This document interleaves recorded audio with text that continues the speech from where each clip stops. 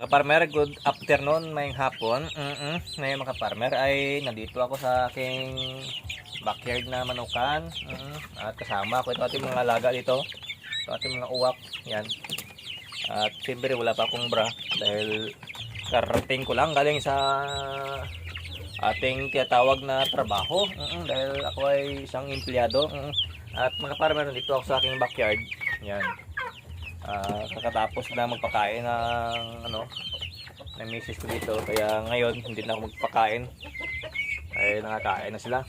Yan, ito yun, pasunod-sunod sila mga farmer, yung ating mga alaga dahil lumingi pa rin ng pagkain dahil napakatakaw. Ito po yung ating pabo sa loob, itong ating mga native at saka black Spanish. Ito mga black Spanish ito mga farmer, napakalaki.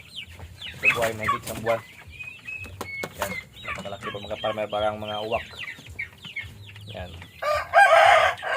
Siyempre, tayo hindi rin magpapauli. Napakapugi. Pindi na po yan sa paningin nyo. Yan mga farmer natin, mga alaga dito. Yung iba, yan.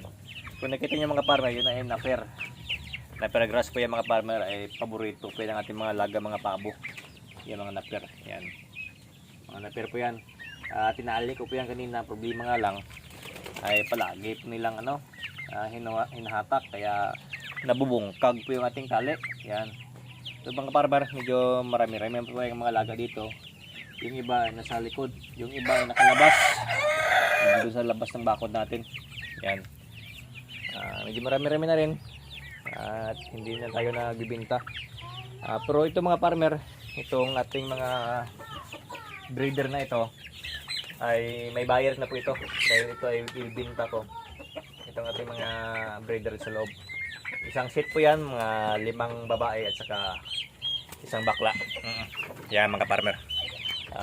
Yung iiwan ko mga manok, ito lang sa labas. Nakita yung didi. Ito lang iiwan natin, itong mga nasa labas ng mga sisiw at itong sa loob din. Yan, napakarami yan mga partner.